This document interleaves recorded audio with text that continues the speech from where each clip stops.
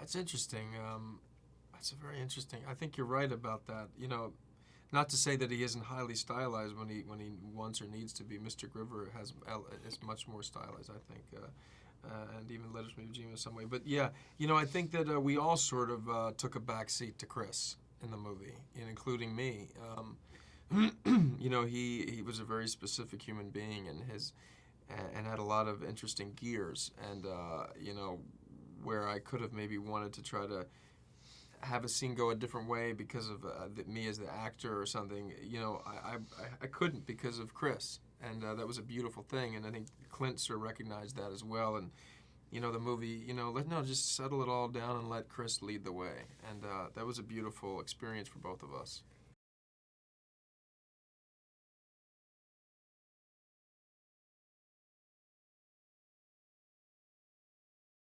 Yeah, I think he was. Yeah, I think he was very. I mean, if anybody was going to tell the story of your life, you would want to be. You want to make sure they get it at least semi correct. I only got a chance to talk to him once, but luckily, his wife carried the torch, and she really opened up her life, and we sort of oriented the script and the story and made it a little bit more about their relationship and what that's focus was, which I think actually in the end would have been what Chris wanted anyway. It gives a light to their dynamic and hopefully people watching the movie will see, the toll that choice of lifestyle and vocation takes on a family.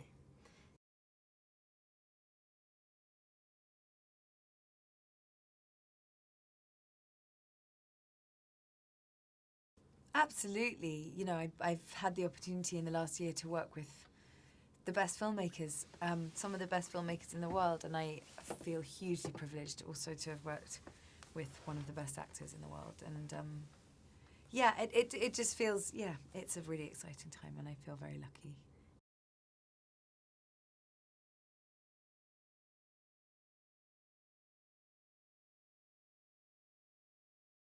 She was very involved with Jason Hall, our writer. I mean, pretty much all of it is based on stories from her, and Jason actually spent a lot of time with Chris as well, but she was my touchstone for all of it. She was on the end of the phone constantly, and we spent time together, and she's just an open book. She's so willing to talk about anything. Nothing was off the record. She's phenomenal.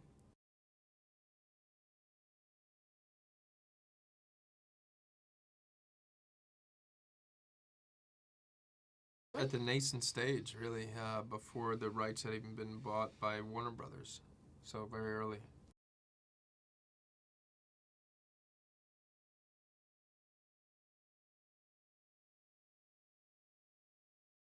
Well, I always loved the genre, and I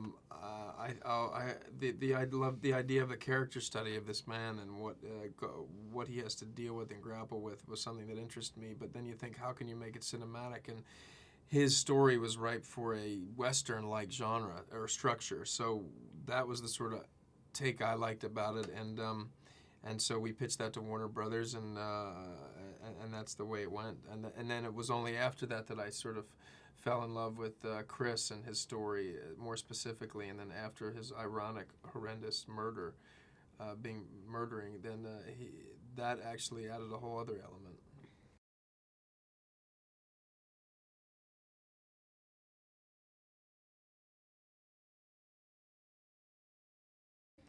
If we get it right, yes. If we're at all accurate, and those who have gone through or are going through those situations say yes, that resembles or reveals or reflects what we go through, then it's essential actually, and that was what we tried to do. Those were our aspirations.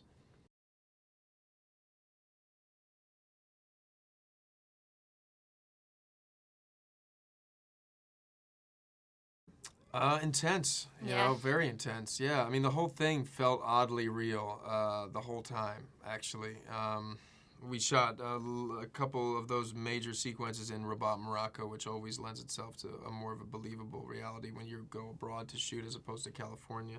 But we had a great production designer that recreated certain scenes in Ramadi in California, actually. But we also had the benefit of a real SEAL Team 3 sniper who was with Chris in on the two of those tours, who played himself, Kevin Lace, And that was, for me, invaluable because we had a guy who was there when Mark Lee was killed, when Biggles was shot. It was incredible.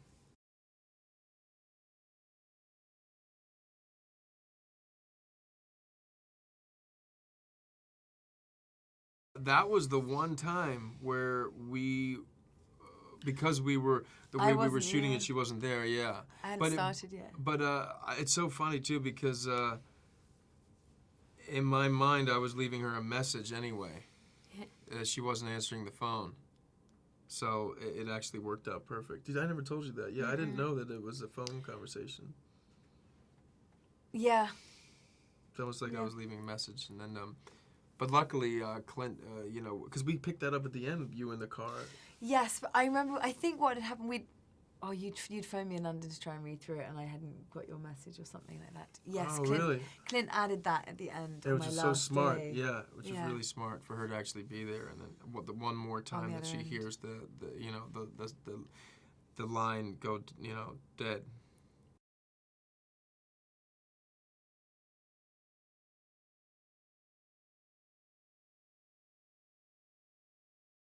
No, I was cast before, but they started with the Iraq stuff, which was obviously which I'm not in. I think they were there for 3 weeks, and then I flew to LA to pick up the rest of the shoot. The shoot was 40 days, and I was in 21 or something. No, it wasn't hard. It was great. It was all just everybody was very warm and embracing, and I think after being in such a testosterone-fueled environment, everyone was kind of ready to get into the more. Yeah, it's true. The kind of softer stuff. It was a relief with all the guns and the combat. Have you gone through all of the battle stuff? You'd done a lot. You'd done the whole of Rabat. Right. And I think, needing some girls around.